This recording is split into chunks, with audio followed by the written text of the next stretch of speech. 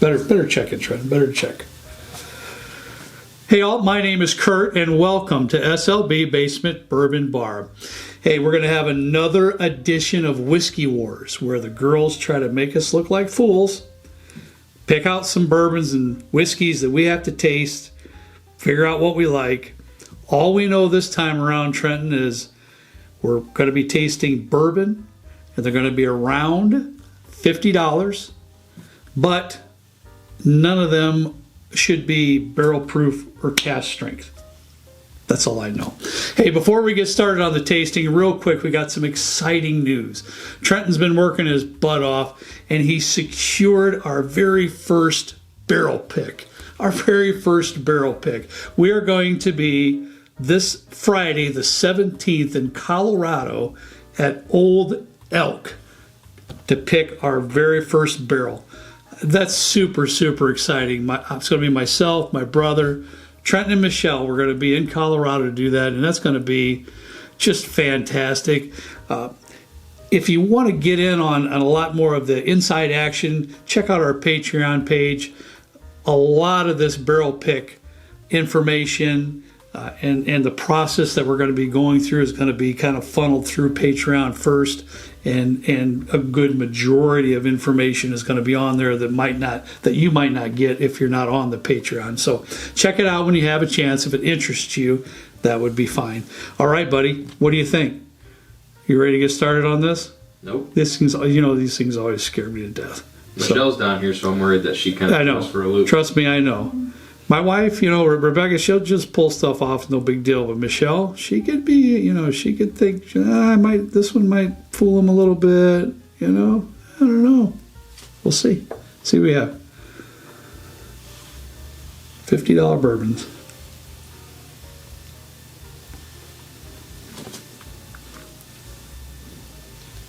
This is super light. Huh.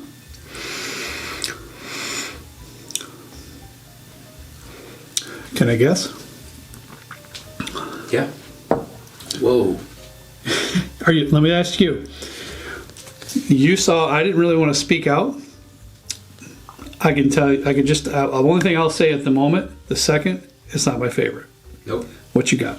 I'm not a huge fan, and I think I know which one it is. Yeah, I do too. I don't know. I'm gonna go out on a limb and say it's Castle and Key, but I'm not positive. And the only reason I'm thinking that is because you brought that down not that long ago, and you and I were discussing it. Remember? Yep. And I know we saw some reviews on it and so forth, and it, some people like it, some people don't. I don't know. I don't know about the. So I don't think when I brought it down, you actually bought that in Kentucky when we went, and I don't think that I tasted it, and that doesn't taste like anything that I've ever tried. So that's kind of pushing. Well, what do you think it is? There's a little bit of a pungent note in there. It's just not my favorite. I'm trying to think. It just doesn't seem like it's over oaky or anything like that.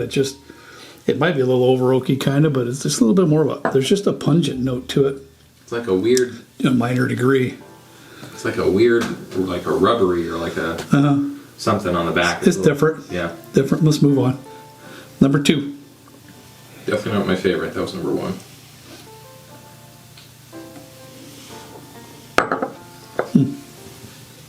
You gotta hog it off yourself.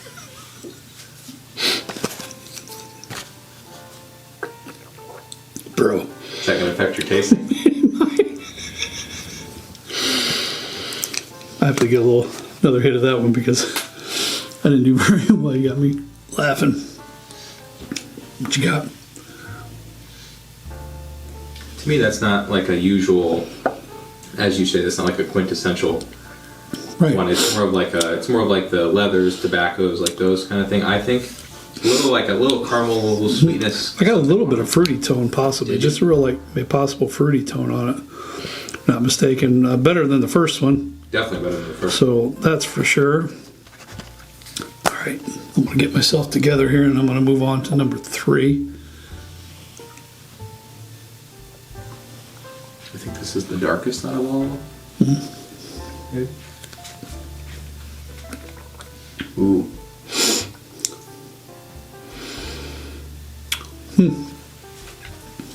Well, this is interesting. That's weird because I got Old Forester on the nose, but now that I tasted it, I don't think that it is. Right. I get like quite a bit of cherry from that. Yeah, and I don't get a whole lot of your caramels, your toffees, your things of that nature. I don't get a ton of that in there at this point on the first sip. I know what this is. Hey, speak on, brother. I put my neck out over there on the first one. See what you got. I think this is Weller 107. Is it? Antique, I think. Yeah, because that's a good guess because I like it. I'm just not getting a huge caramel toffee thing off of it, like you do with some. To me, it kind of like reeks of Buffalo Trace, like quintessential Buffalo Trace nosings and tastes. Seems the proof might be around there too. Yeah. And you definitely get that little bit of that fruity note that comes in there too with that. That's interesting. That's my favorite so far. Yeah, I'd have to say it probably is mine as well. Okay, what's going on number 4, bub?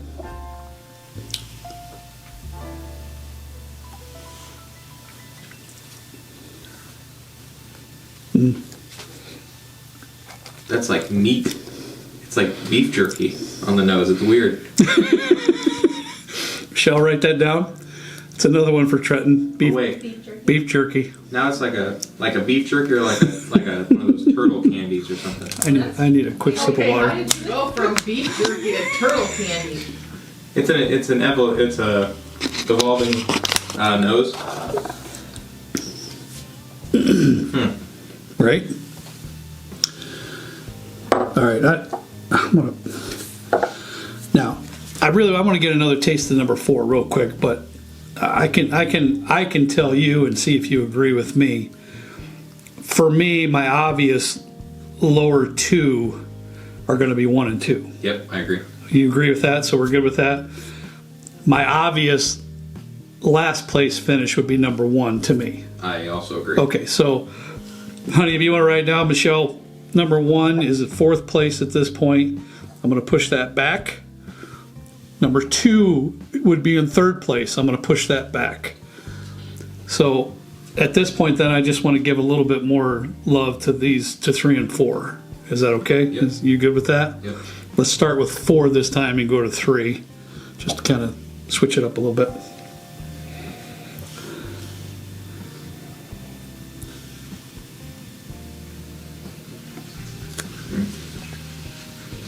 We were talking before it started about just kind of what we thought it was based on the smell. And I was with you. It's not on the palate, buddy. But no. No. Not on the palate. Yeah, we kind of took a little bit of sneak peek on some nosing on these before the video started. And I kind of went out on a limb and thought this was the Penelope Architect number 4, the nose, but it's definitely not on the palate for sure. I almost feel like this is like a wilderness trail kind of thing. Kind of a vibe. Because it's something. Because it's good. It's good. It's not something. It's good. I like kind of like with number 1. I don't know that I've tasted this much before. Mm-hmm. I really hope that doesn't come around to bite me in the you know what, but I like it, but in your concept that you're thinking of with Wilderness Trail, to me, since those are new to us anyways, to a certain extent, Wilderness Trail is very good, but it carries a little bit of a different funk to it. If you catch what I'm getting at there, and I don't mean like a bad way either whatsoever. It has a good funk to it, kind of like a real good rum that has a nice funk to it. That's kind of how I look at Wilderness Trail. Yep. Either Wilderness Trail, or I can see how it could be that Jefferson's rum cask finish with the funk, because I'm getting some kind of funk from it. A little bit of a finish to it? Yeah. I don't think I get that, but it's possible. I'm going to try that again. Oh, yeah, man. All right. While you're doing that, I'm going to move on to 3. Whew, nice nose, though. I get a lot of rum nose from this too. Do you? Might be right.